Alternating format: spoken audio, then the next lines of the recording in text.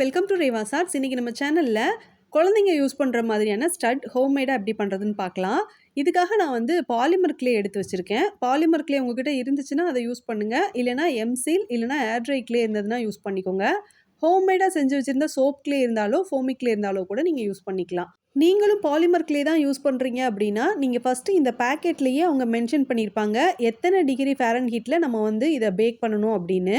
ஒவ்வொரு பிராண்டுக்கும் ஒவ்வொரு விதமான டெம்பரேச்சர் குடுத்துருப்பாங்க. அத நீங்க நோட் பண்ணிக்கோங்க. இப்போ நான் வந்து ஒரு 6 கலர்ல கிளே எடுத்திருக்கேன். இதுல ஃபர்ஸ்ட்டு இந்த ஒயிட் கலர் கிளே இருக்குல்ல, இத எடுத்து நல்லா மிக்ஸ் பண்ணிக்கிறேன். பாலிமர் கிளே பொறுத்தவரைக்கும் பிளாஸ்டிக் மாதிரி இருக்கும். ரொம்ப ஹார்டாவும் இருக்கும். இத வந்து நம்ம எந்த அளவுக்கு எடுத்து கையில வச்சு நல்லா மிக்ஸ் பண்றோமோ, அந்த அளவுக்கு இது ஃப்ளெக்சிபிளா நம்மளுக்கு கிடைக்கும்.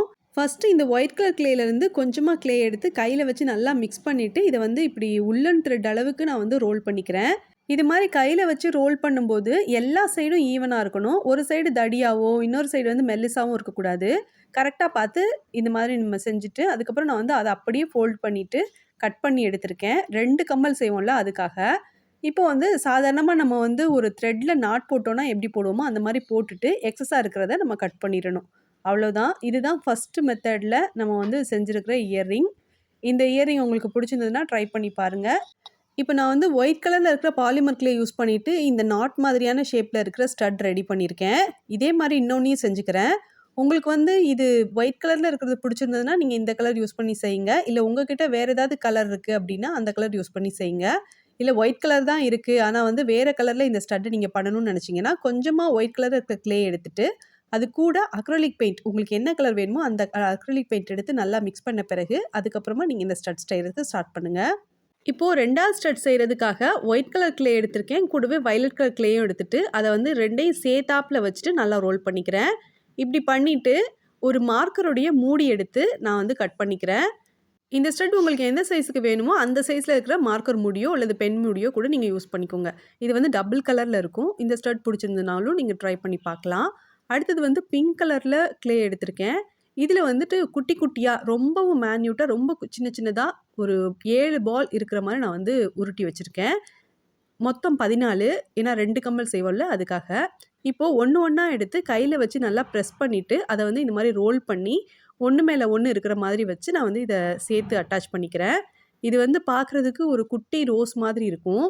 இது எல்லாத்தையும் இந்த மாரி செஞ்சதுக்கப்புறம், இதோட உயரம் வந்து ரொம்பவே பெருசா இருக்கிற மாதிரி இருக்கும். அதனால ஃப்ளாட்டா இருக்கிற மாதிரி ஒரு சிசர் யூஸ் பண்ணிட்டு, இத நம்ம கட் பண்ணி விடணும். அது மாரி இந்த பெட்டல்ஸ் எல்லாம் கரெக்ட்டா இருக்கிற மாதிரி பார்த்து நீங்க கையாலேயே சரி பண்ணி விட்டுக்கோங்க. இப்போ எக்ஸஸா இருக்கிறத சிசர் யூஸ் பண்ணி கட் பண்ணிட்டேன். இப்போ இதே மாதிரியே இன்னொரு ரோஸும் நான் செஞ்சு எடுத்துக்கிறேன். இந்த குட்டி ரோஸ் கமல் உங்களுக்கு பிடிச்சிருந்ததுன்னா, இத நீங்க ட்ரை பண்ணி பாருங்க. இது வந்து ரெட் கலர், பிங்க் கலர் 2 கலருமே சூப்பரா இருக்கும். இது தவிர ஒயிட்டும், எல்லோவும் கூட நல்லாருக்கும். இப்போ இத எடுத்து நான் சைடுல வச்சுக்கிறேன். இப்போ ஃப்ளஷ் கலர்ல ஒரு பாலிமர் கிளே எடுத்திருக்கேன். எடுத்துட்டு இத கொஞ்சமா நான் கட் பண்ணி எடுத்துக்கிறேன். இப்போ இது கூட கொஞ்சமா ஒயிட் கலர் கிளே சேர்த்து நல்லா மிக்ஸ் பண்ணிக்கிறேன். இது வந்து நல்லா லைட் கலர் மாதிரி கலர் கிடைக்கும். இப்போ இதிலிருந்து ஒரு 2 பால் மாதிரி நான் வந்து சின்ன சின்னதா செஞ்சு எடுத்திருக்கேன். இந்த 2மே ஒரே சைஸ்க்கு இருக்கிற மாரி பார்த்துக்கோங்க. இப்போ இதில வந்துட்டு ரொம்ப சின்னதா ஒரு சின்ன பேஸ்கட் இருக்கிற மாரி நான் செஞ்சுக்கிறேன். செஞ்சுட்டு ஏதாவது நீடிலோ இல்லனா வேற ஏதாவது டூல் யூஸ் பண்ணிட்டு நீங்க வந்து ஒரு 3 லைன் போட்டுட்டு மேல் பக்கம் வந்து கொஞ்சம் பெருசாவும், அடியில வந்து போக போக கொஞ்சம் சின்னதாவும் இருக்கிற மாரி பார்த்து நம்ம செஞ்சுக்கணும்.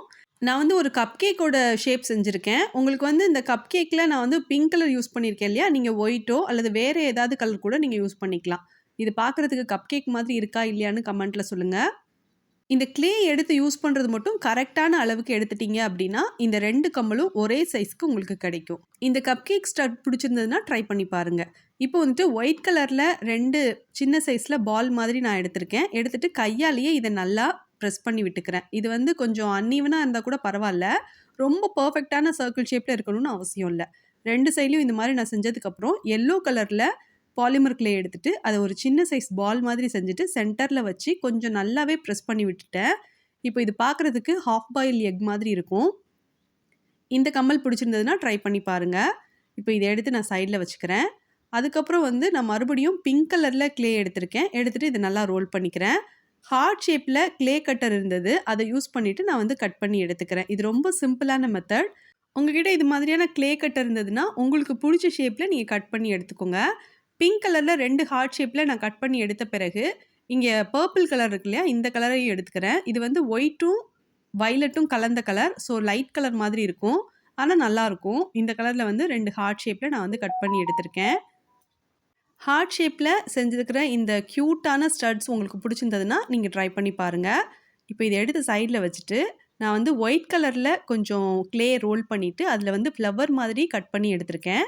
இது வந்து க்ளே கட்டர் யூஸ் பண்ணியிருந்தேன். சென்டரில் வந்து எல்லோ கலரில் குட்டியாக 2 பால் மாதிரி நான் வந்து செஞ்சுட்டு சென்டரில் வச்சு ப்ரெஸ் பண்ணிக்கிறேன். இது வந்து ரொம்ப க்யூட்டாக இருந்துச்சு. அதுக்கப்புறம் ஒரு ப்ரௌன் கலரில் க்ளே எடுத்திருக்கேன். இதை வந்து ரொம்பவும் மெல்லிஸாக நான் வந்து ரோல் பண்ணிக்கிறேன். நம்ம வந்து சாதாரணமாக ஜடை பின்னுவோம்ல, அந்த மாதிரி ஒரு 3 பீஸ் வந்து ரோல் பண்ணி எடுத்துட்டு ஜடை மாதிரி பின்னிக்கிறேன். இது மாதிரி ஃபுல்லாகவே பின்னி எடுத்ததுக்கப்புறம் நான் வந்து தேவையான அளவுக்கு 2 சைட்லேயும் கட் பண்ணிவிட்டு, அதுக்கப்புறம் அந்த நம்ம ரோல் பண்ணோம்ல ஒரு பென் வச்சு, அதை வந்து திரும்பவும் வச்சு லைட்டாக மட்டும் ப்ரெஸ் பண்ணி இதை ரோல் பண்ணிக்கிறேன். அதுக்கப்புறம் தேவையான அளவுக்கு கட் பண்ணிவிட்டு இதை வந்து இந்த மாதிரி நான் செஞ்சு எடுத்திருக்கேன். இப்போ வந்து இந்த ஸ்டட் வந்து ரெடி ஆயிடுச்சு. இது பார்க்குறதுக்கு வுட்டில் செஞ்ச மாதிரி இருக்கும். ரொம்ப நல்லா இருந்துச்சு. இந்த டிசைன் எனக்கு ரொம்ப பிடிச்சிருந்தது. உங்களுக்கு பிடிச்சிருந்ததுன்னா ட்ரை பண்ணி பாருங்கள். அடுத்ததாக வந்து ஒயிட் கலரில் க்ளே ரோல் பண்ணிவிட்டு சர்க்கிள் ஷேப்பில் 2 கட் பண்ணி வச்சுருந்தேன். அதுக்கப்புறம் இந்த ப்ரௌன் கலரில் இருக்கிற க்ளே யூஸ் பண்ணிவிட்டு ரொம்பவும் தின்னாக இந்த க்ளேயை ரோல் பண்ணியிருந்தேன். அதை எடுத்து நான் இந்த மாதிரி வச்சு நான் ஒட்டிக்கிறேன். இதை ஒட்டின பிறகு லைட்டாக ப்ரெஸ் பண்ணி விட்டுறணும். இல்லைனா இது வந்து கீழே விழுகிறதுக்கு சான்ஸ் இருக்குது. 2 ஸ்டட்டும் இது மாதிரி செஞ்ச பிறகு நான் இதை எடுத்து சைடில் வச்சுக்கிறேன். பாலிமர் க்ளே பொறுத்த வரைக்கும் நம்ம செஞ்சு முடிச்சதுக்கப்புறம் பேக் பண்ணிவிட்டு அதுக்கப்புறமா நம்ம வந்து இயர்ரிங் பேஸ் இருக்கும் இல்லையா, அதில் க்ளூ அப்ளை பண்ணி ஒட்டுற மாதிரி இருக்கும்.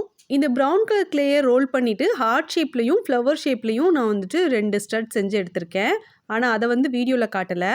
அதுக்கப்புறம் வந்து ஒயிட் கலரில் க்ளே எடுத்திருந்தேன். கூடவே ப்ரௌன் கலரில் க்ளே எடுத்துகிட்டு 2யும் சைடில் வச்சுட்டு இந்த மாதிரி ரோல் பண்ணிக்கிறேன்.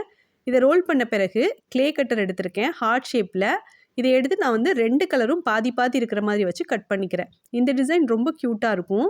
ஸோ இது பிடிச்சிருந்ததுனாலும் ட்ரை பண்ணி பாருங்கள். அதே மாதிரி தான் இந்த ஃப்ளவர் மாதிரி கட் பண்ணோம்ல, அதை எடுத்து நான் அந்த மாதிரி கட் பண்ணி எடுத்திருக்கேன். 2 கலருமே ஒரே ஸ்டட்டில் இருக்கிற மாதிரி நான் பார்த்து இதை கட் பண்ணியிருக்கேன்.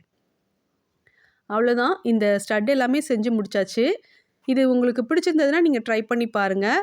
இந்த ஸ்டட் எல்லாத்தையுமே 130 டிகிரி ஃபாரன்ஹீட்டில் 15 மினிட்ஸ் நான் பேக் பண்ணி எடுக்க போகிறேன். பேக் பண்ணி எடுத்த பிறகு நான் வந்து இதுக்கு பேக் சைடில் சூப்பர் க்ளூ யூஸ் பண்ணிவிட்டு இயர்ரிங் பேஸில் வச்சு நான் ஸ்டிக் பண்ணிக்க போகிறேன்.